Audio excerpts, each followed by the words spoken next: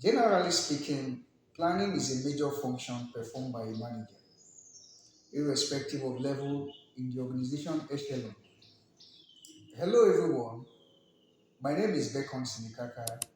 Welcome to my YouTube lecture channel as I discuss corporate planning today. Generally speaking, planning is a major function performed by a manager, irrespective of level in the organization echelon. The planning function provides a detailed guide, direction, and standard for the effective performance of other management functions. This implies that the effective performance of other managerial functions, such as organizing, staffing, directing, controlling, budgeting, reporting, amongst others, is dependent on how well the organization is able to craft, formulate, and implement their plans effectively. So, to that extent, we can say that planning is a veritable instrument that drives small, medium, and large scale corporations to success.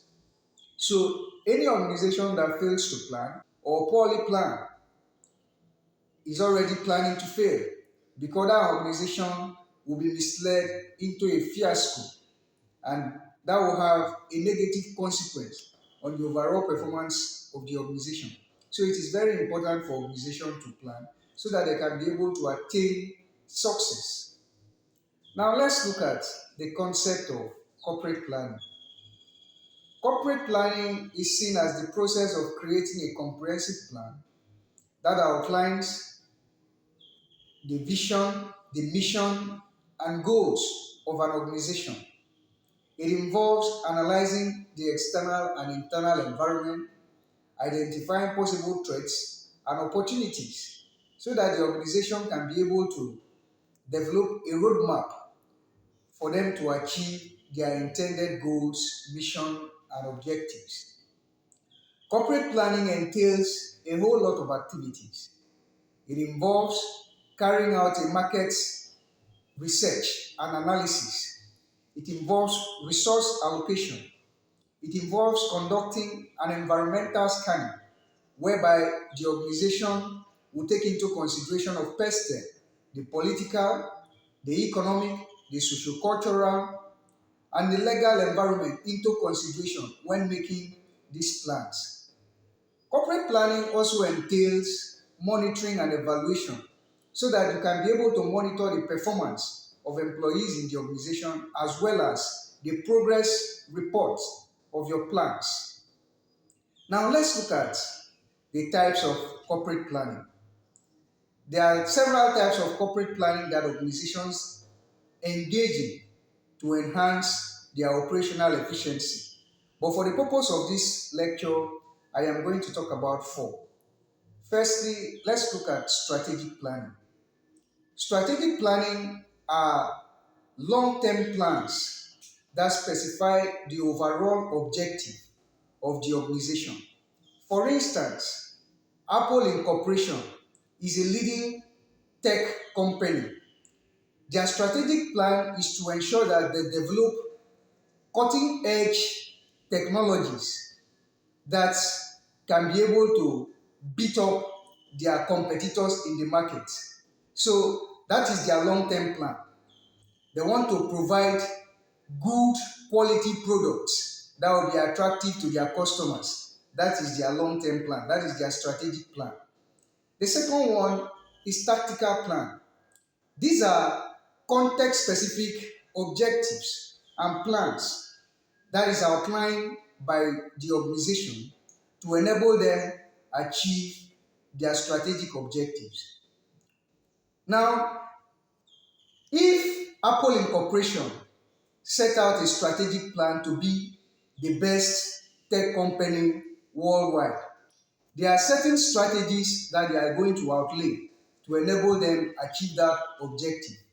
For instance, now, to be able to be a leading tech company, you have to embark on research and development.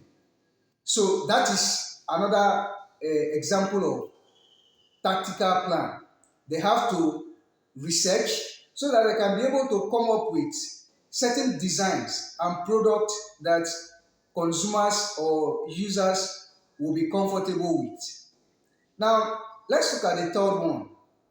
The third one is operational plans. Operational plans are specific plans outlaid by the organization to enable them achieve their tactical plans.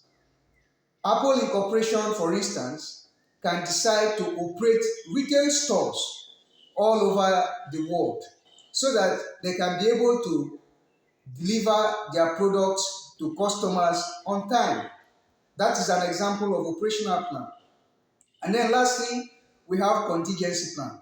Contingency plans are those plans outlaid by the organization so that they can be able to mitigate certain risks and uncertainties that may manifest in the future.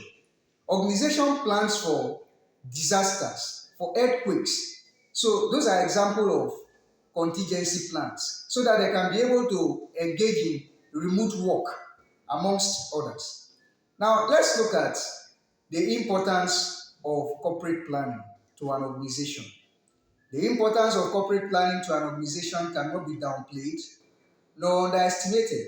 I'm going to itemize some of the importance of corporate plans to a typical organization.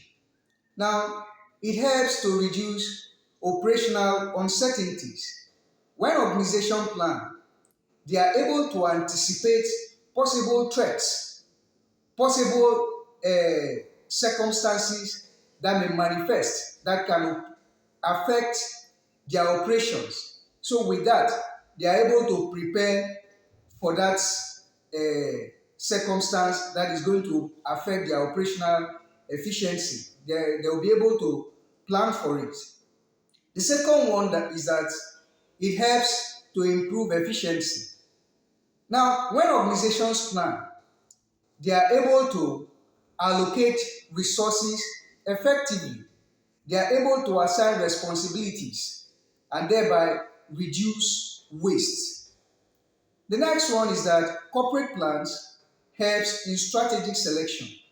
When an organization embarks on corporate planning, they x-ray possible opportunities, possible options available in their plans, and then they can make rational choice and decision from their available choice and options.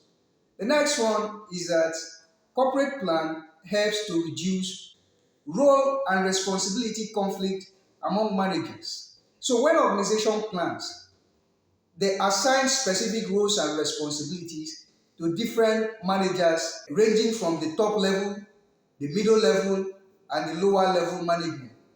This is to ensure that role conflict is reduced.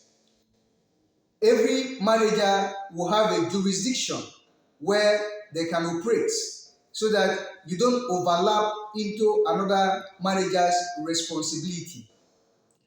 Now, let's look at why corporate planning fails. Most of the reasons why corporate plan fail is because it is expensive to operate. It requires so much resources for organizations to implement these plans.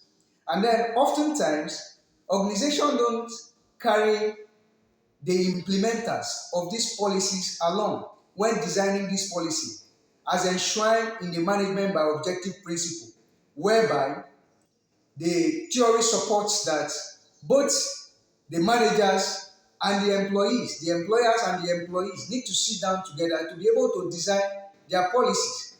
When you do this, it gives a sense of belonging to those who are going to implement these policies. It gives a sense of belonging to other employees in the organization so that they will put in their best to ensure that the policy, the plans of the organization comes true.